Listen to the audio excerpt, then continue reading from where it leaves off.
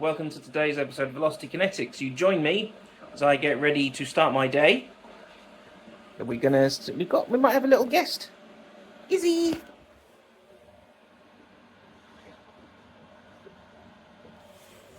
Got a rare visual of Izzy.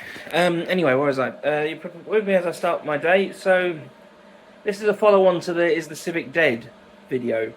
So, I've got the car back, and they got the light's gone off. It stayed off.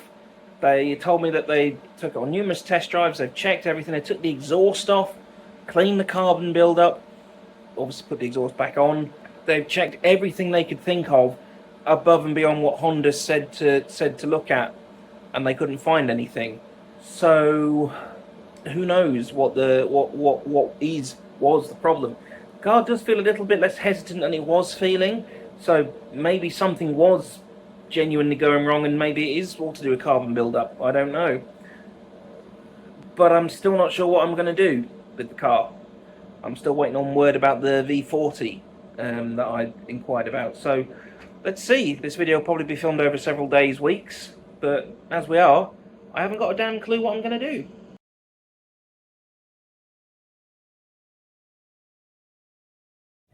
Now, before anyone turns around to me and says, Chris, well, you said you weren't going to sell the car because of the emotional memories it held for George.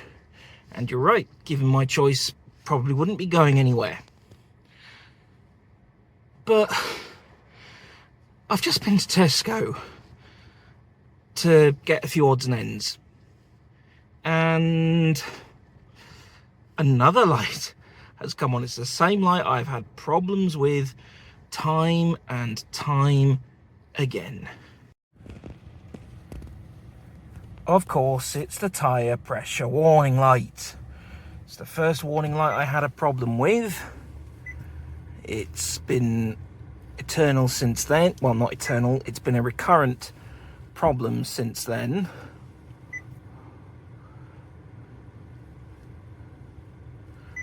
I wonder whether some of it is because the car might have had its tyres off and things whilst they're at the garage checking things, and it's possible. But I've had to do it so many times, and like I said, already into this car for a set of tyres. It's a big old tick in the sell column, I can tell you that one for free.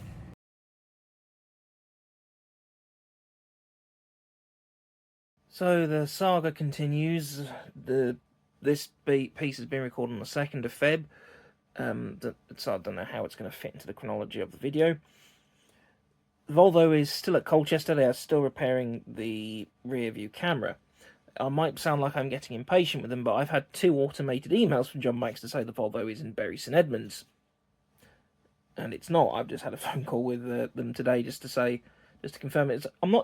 It's more a case I'm not too bothered, because an automated email, you know, someone's scheduled it wrong, or it's an easy, simple human error. I'm not gonna get stroppy or arsey or whatever words you wish to describe it as with that. I just sort of want to test it. This weekend just gone, the last day of January, we went to Holden Volvo in Bury St Edmunds. More because Sarah wanted to have a look at the XC60s and things, and just to see if that's still what we would like to shoot for. And that was. But when we were there, they happened to have a nearly direct competitor to the V40 at John Banks. It had a red V40 D3 automatic on the forecourt, and I sat in it because I asked one of the salesmen, like, look, I'm looking at a V40, my dad's never had one, our family's never had one. What sort of things am I looking for when I'm looking at it at another dealer? And I had a sit in it. It was very nice, very comfortable. And the steering wheel in my hand, it felt right. And I know my Baleno steering wheels felt nice. The Swift steering wheel felt nice. This sort of, I can't describe it other than it felt right. And maybe I'm putting too much reverence on it being a Volvo, but it just sort of felt more me. Now, the V40 is noticeably a smaller car nose to tail, obviously, because it's a hatchback. It is got noticeably less space in the interior than the Civic has, but again, for what I do I really need to worry about... I've got a space if I need to ferry people, or more than if I need to ferry 5 people. You can't get 5 people in the V40, or at least not without some severe elbow shoving going on.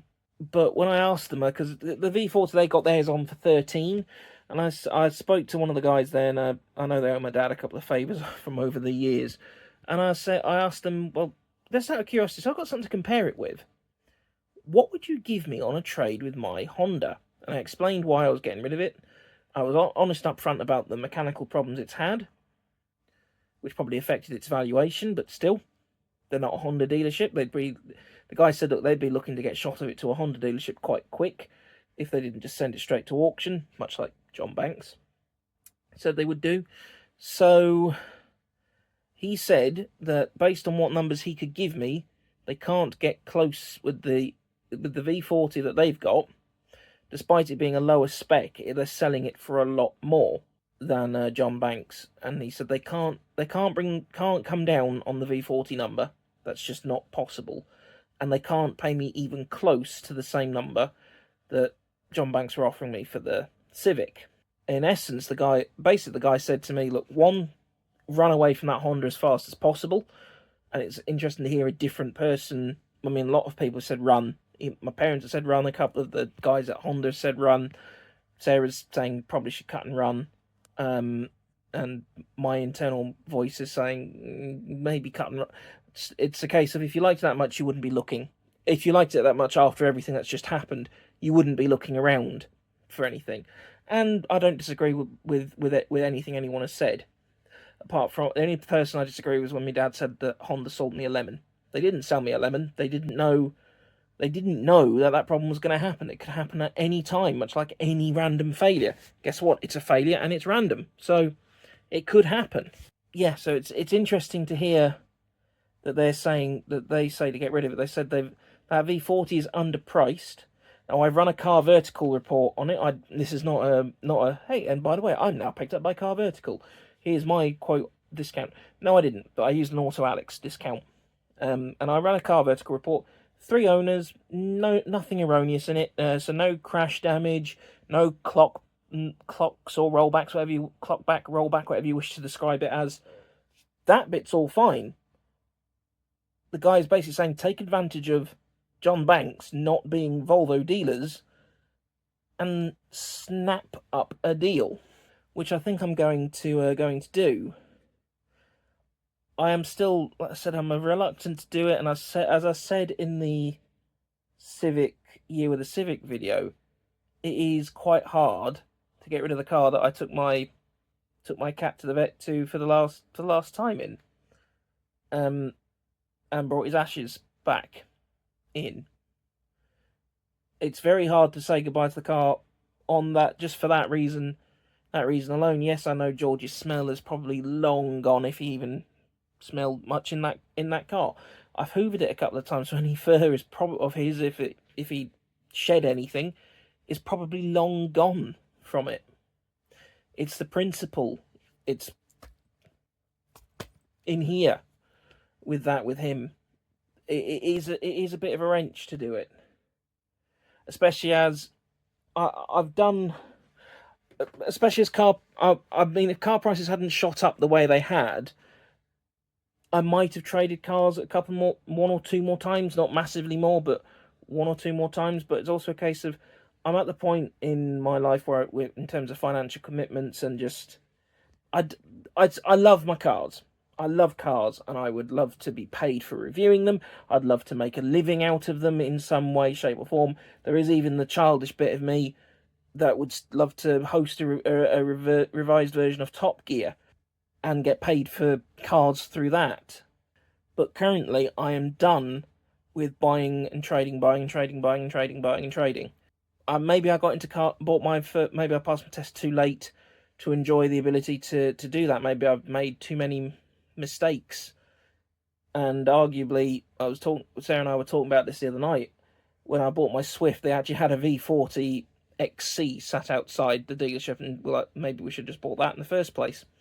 It was only a couple of £1,000s more than what my Swift was at the time. So maybe I should have done that. Maybe I should have bought the Subaru Impreza when I thought about it. You know, there's so many different ways I could have gone with this. Realistically, when I got rid of my first Baleno, I should have looked more into a bank loan. I should have gone something like a Mondeo, that direction. That is probably the long and the short of it. I should have got a Swace style vehicle back then. But then again, because it was just me and Sarah, and we very rarely came down south, as in once, twice a year, we came from South Shields down to Thetford, which is about 280 miles, I think it was, from where we lived to where my parents are. I didn't need something built for lots of motorway driving, and then when maybe it would have made my commutes to Santander a lot easier from South Shields, but there we are. But anyway, I think this is where we are currently at, and yeah, I think it's time to start the process of putting the private plate on it and getting it gone. Getting the private plate taken off it, putting its normal plate back on, and the process of getting it gone. It's been a long day. I'm an idiot.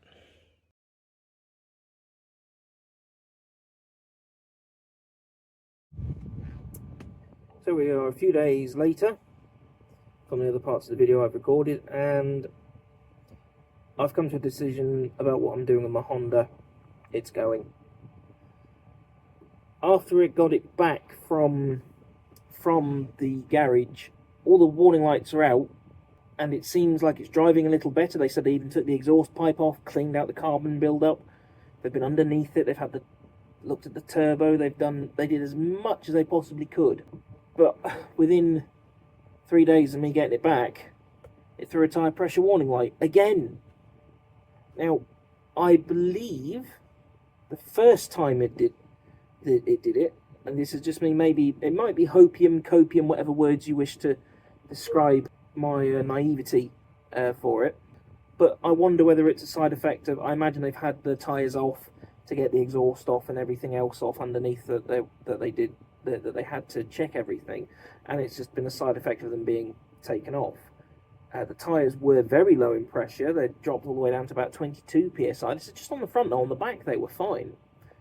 And then I reset the thing because I thought, possibly with it being in the garage, I haven't been in the garage, not ideal. I was fuming. Actually, it's in another piece of the video. I'm not sure why I'm explaining it again. But there we are. That's that. It then happened again a couple of days later. Now, this one... This is the one that sort of cemented it going. But at the same time, people might go, well, why? Because it was something that you had no control over, and it is also, that's also not wrong. But the number of times I've had the tyre pressure warning light coupled to the engine things, and the fact that other people have said to cut my losses, I'd be stupid to not take their advice. It happened again. Now, I hit quite a deep pothole in Bury St Edmunds, and anyone who lives in Bury St Edmunds who watches this video will know just how badly some of our roads at the moment in 2025 and the start of 2026, particularly Sicklesmere Road, how badly potholed that has become. And I hit a pothole that the day before the pothole was forming, but there was still some tarmac inside it. And whilst I had moved over, I hit the tarmac that was still there, and it was still in the hole. At least, from what I could see in my rearview mirror, it was still there. It didn't feel like it had flung out, because I didn't hear anything knock against the bodywork. Went down it the next day. That tarmac had disappeared. I couldn't tell. I don't know whether someone thought, "Oh, let's just take out the hole," or whether something gone over it and destroyed it. I hit a massive pothole at about 30 miles an hour, and I didn't see it fully, as in didn't see the missing tarmac. The bang it made, to be honest with that one, on the one hand, I'm more just lucky and happy that I didn't have an immediate tyre blowout, or further suspension damage, or another electronics fault from how hard the bang was. Because of how hard the bang was, after that for me it was a bit, oh, that hurts, even on me. But yeah, it's sort of what cemented it. I've spent a lot of time dealing with the world's most unreliable Honda, I suppose. Well, maybe that's a bit of an exaggeration, but it's not for a... If I hadn't driven any of Honda's other lineups, if I hadn't had the ENY1, if I hadn't had the Jazzes for the couple of days that I've had, if this was my first, with it being my first experience of a Honda, it would be my last one. I said to my mum and dad, if this had been my first experience of a Ford, for example, I wouldn't have another one. It's hard to let it go, and as I mentioned in another piece of video, because of the connection with George, Volvo V40 seems to be the front runner. Until I actually have the car in my possession, I can't say what for definite whether that will be the case, but that is what I'm aiming for. I quite like the one I sat in. It's so noticeably higher than that Civic. I parked the Civic next to a Skoda Octavia in Sainsbury's the other day, and it was a fairly new Octavia, sort of 23, 24 plate, so not a couple of years old. And where their door sills are versus mine, we're talking about that much difference between the two damn cars. And the Octavia is not. It wasn't like it was the Octavia. I don't think they do it anymore. I can't think what it was called. The Octavia Scout, I think it was called. The one that's like the Audi Allroad or the Volvo XC70. But in all this, when we've been looking around, we've had a look at Volvo with Sarah. Felt a little bit more excited when we went looking. Maybe because I needed to feel her excitement for it. Maybe everything in my car has sort of sucked so much fun out of everything that it just seemed more fun. But I think we're going to try, where on her side of the driveway, we're going to try stretching for an XC60 or an XC40 when we can. V60XC with a decent service history would be a reasonable compromise all round. She quite liked the look of that, and I did too. But we'll see where we are on that. But yeah, currently, I don't fully know what will be replacing the Honda. The other thing, when I tried to go on the DVLA website the other night to put my number plate back on retainer to then assign its original number plate, their site kept crashing. Good times. Not. But now the question is do I give the car to John Banks, and I think I'm walking out with about £700-800, or do I take it to someone like We Buy Any Car, get even more money, and even if I pay full price for the Volvo, they don't do me a solid, do I take an even more money back in my own pocket, which I'm tempted to do, if nothing else, just to tidy up what I had to put on my credit card to cover the diagnostic fees. Cover up to cover. Sorry, not to cover up. Been a long day. Anyway, we will see. The Volvo in question, it's currently at Ipswich Volvo being repaired. They don't know how long it's going to be, so we will see what's going on. I'm meant to be going up to Newcastle at the end of February, and we're on the 5th of February on recording this segment. I would like to have it for then. I'm not risking taking the Honda. The Honda needs the run up to Newcastle. It was always going to go up to Newcastle had it not had this current series of problems. But I'm not risking taking that up there with knowing what it's done. I just don't think I could trust it. I'd be entirely on edge, and sometimes it's not the most stress-free of drives either. Even though it's a fairly straight run, it's just A14 and A1. It's still one less stress it could do without on one of those long drives. So we'll see. I would like to have the Volvo for then. I would like to take it on its first long journey then, if I've got the Volvo. We'll see. Fuck knows, in the words of my Geordie colleagues. So, on the recording of date of this section, 16th of February, a deal is done. The Honda's going. Volvo V40 T2 will be mine tomorrow. I've misunderstood some of the numbers as we've gone. Effectively, though, as it's what I've done, the way it's being traded is it isn't costing me any money. It's a straight swap. Hand in one set of keys, get the other. Now, because my car was bought on a personal loan, that's why I can just do that. It'd be the same as if basically because I own the car effectively, technically outright, although technically not. But because the loan isn't secured against the car, technically I do. You can't, if you had purchased the car under PCP, if you find yourself in a similar situation, consult your legal paperwork and see if there's a loophole that would let you out of it in that situation. I think it's the rule of, I'm trying to think what I called it. in a separate video years ago, well, years ago now. I think it's called the rule of halves and thirds, if I remember rightly, when it comes to the agreement. So depending how far through your agreement you are, then you might be able to hand the keys back without any implications.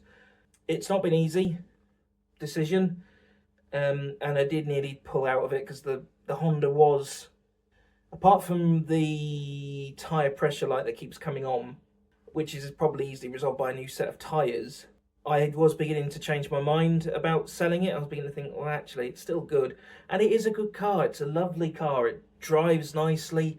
It's very quiet. It's very refined as in you wouldn't think it's a 3-cylinder when it's moving around. You'd think it's probably a 4-cylinder, 1.56.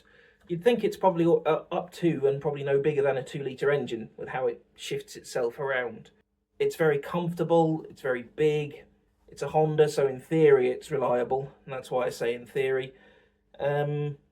Unfortunately, the time has come for it to go. Don't get me wrong, I was very excited about the Volvo, driving it in manual. I kept not lifting off the clutch enough when I was changing gear. Sort of sorted out that habit by the end of that test drive. So I got them back into the habit of driving such a manual. By the end of the test drive, I was trying to shift the Civic as if it was a manual. So there's that, and 6th gear felt more natural than it had done on other cars I've driven. Because when I was learning in all the other cars I've owned that were manual, so the Swift and the 2 Balenos, and then the other cars I've driven, so various Swifts, an S-Cross, and a couple of Fiestas as well. Well, not all the Fiestas, a couple of the Fiestas I've driven, and the Peugeot 205, 207 that I learned to drive in, and a couple of Renault Clios I'd learned to drive in as well. They were all 5-speed, so once you're in 5th, coming back one more felt entirely wrong. That's where reverse is, or that's where it was, and it was the same when I've driven a couple of Fiestas that were 6-speed. The back move did not feel right, but it felt okay in that Volvo. And for 55,000 miles, it still felt very nice, very tight. Stopped nicely. Engine braking was quite nice coming up and down the gearbox. Yeah, there probably are, well, there's no probably, there are nicer manual gearboxes than that Volvo, but we'll do a review on it. I know the V40 isn't on sale anymore, but I'll probably do a video on it. But yeah, Mulder is going, which is what I called the Civic. And because I do like to name my cars, the incoming Volvo is called Bayonne. And you might go, what the hell, Bayonne? I'm calling it Bayonne, one, because I do like the Hobbit and the Lord of the Rings films and the books quite a bit. Bayonne is the shapeshifter. You might think, well, surely don't you just want to call it Bjorn? That's a more Scandinavian name. The V40 was originally an estate when it launched. It was this estate version to the S40, which replaced the 400 series. Shapeshifter, you see. So if you hear me referring to something called Bayonne, that'll be that. Yes, the Swace is not going anywhere at the moment, but we are starting to dip our toe in, keep an eye out on what's around, and sort of trying to get Sarah to tell me what sort of things she would like to see or like to have, because ultimately, when the Swace is replaced, I'm the owner of both cars, because I do drive the Swace more than Sarah does, but next time it'll be her as the registered owner, because I don't think it's unfair to do that. If I keep the car any longer, then I will just move her around to being the registered owner, because I think I will, especially with what the Volvo is going to be for us, I think I will probably maybe not quite stop driving the Swace altogether, but may reduce the driving of the Swace even further, which might make the Swace cast seem a bit silly in name, but it be what it be. And the only downside is the Volvo is silver. And it's not because it's not and that's a really nitpicky downside. It's more a case of I don't really like silver cars very much. The only silver car I've ever really liked was my parents' 940 Celebration, because in silver that might have been the stock colour they came with, I don't know, but and it's not rose tinted glasses. All the pictures I've got of it, it just looks right. in silver. I suppose part of my brain is, for a lot of the car manufacturers I've seen, that the where you can pay for silver, where it's not a stock colour, it's not just a couple of £100. It's several hundred, if not a couple of £1,000. And I think what hurts my brain is, out of all the colours you could have chosen from, you went silver, sort of a non-colour. But the guy did say silver cars are meant to be cooler in the summer, so if we continue to have these very hot summers we've experienced the last 2-3 years in the UK, then okay, yeah, and I'll take that bet. I'll try and feel cooler. And interesting. I was thinking about this with Sarah. This will be the 6th car I've owned. Half the cars I've owned have been 3-cylinder turbo engines. This is only my 3rd 4-cylinder car. It's my first car with 2 litres capacity or more. Well, it's only a 2 litre, but everything I've had has been under 2 litres.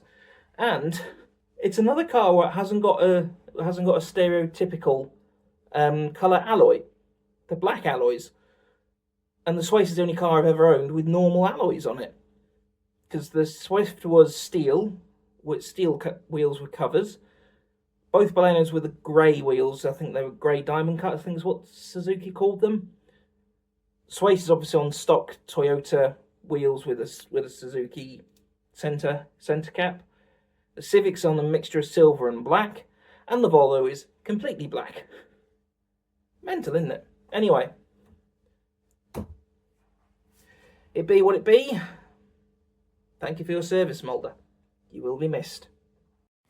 And here we are, a few days later. Apologies, I've now put my finger in front of the lens. I should have thought to have done that separately. Here we are.